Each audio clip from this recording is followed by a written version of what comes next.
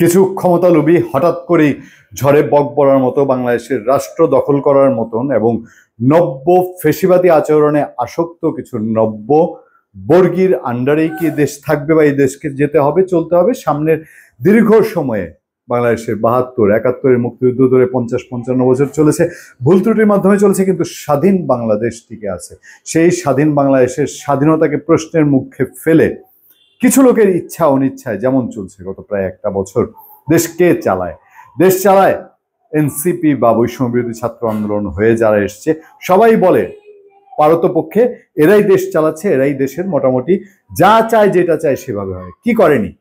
এই দেশ ৩২ নম্বর ভাঙা হবে, এই দেশে একে ফেসিবাদের দালাল বানানো হবে, ওকে ফেসিবাদের দালাল বানানো। ইভেন যারা আমরা সেই আওয়ামী লীগের অপশাসন দুঃশাসনের সময় জীবনের ঝুঁকি নিয়ে আমরা কথা বলেছি, আমরা যাদেরকে দেখেছি কথা বলতে, তাদেরকেও নানানভাবে রং লাগানো শুরু করেছে।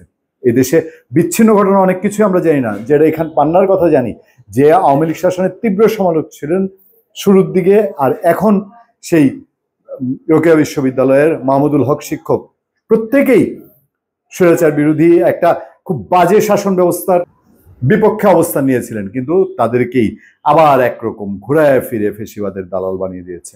এই এনসিপির ইচ্ছায় কি হচ্ছে না, কবে নির্বাচন হবে, কিভাবে সংস্কার হবে, সবকিছু যেন তাদের হাতের মোয়া টাইপের। এই মোয়া গিলতেই হবে, এই বটিকা খাইতেই হবে। আপনারা দেখেন মব সংস্কৃতি চালু করে তারা কি করে নাই, তাদের অনেক কিছুতেই যা ইচ্ছা ছিল সেটা করে নিয়েছে। মোটামুটি সচিবালয়কেও হুমকি দিয়েছে তারা মোটামুটি মব করে দেশ পরিচালনা করার মতন সেটুকু যাওয়ার সাহস আর হিম্মত হয়তো পায়নি।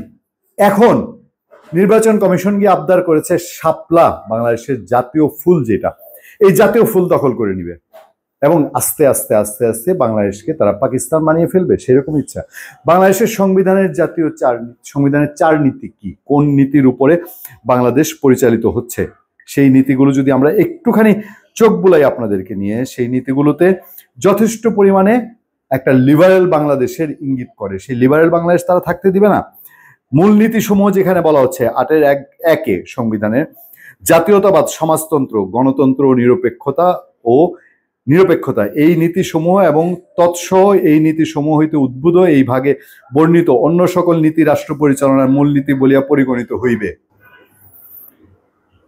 এই ভাগে বর্ণিত নীতিসমূহ বাংলাদেশ পরিচালনার মূল মন্ত্র হইবে। আইন প্রণয়নকালে রাষ্ট্র তাহা প্রয়োগ করিবেন, এই সংবিধান ও বাংলাদেশের অন্যান্য আইনের ব্যাখ্যাদানের ক্ষেত্রে তাহার নির্দেশক হইবে এবং তাহা রাষ্ট্র ও নাগরিকদের কার্যের ভিত্তি হইবে। তবে এই সকল নীতি আদালতের মাধ্যমে বলবৎযোগ্য হইবে না। দেখেন বাংলাদেশের এই মূলনীতিগুলো, সংবিধানের মূলনীতিগুলো বাংলাদেশের ৩৯ জন প্রথম সারির রাজনীতিবিদ এবং প্রত্যেকেই লয়ার, ডক্টর কামাল হোসেন ছাড়াও আমাদের জাতীয় ৪ নেতা সহ যারাই ছিলেন সেখানে, এবং এখন অনেকেই আছেন ওই কমিটির, অনেকেই আছেন যারা শেখ হাসিনার শাসন মেনে নেননি, শেখ হাসিনার শাসনের বিরুদ্ধে আন্দোলন করে নির্যাতিত হয়েছেন।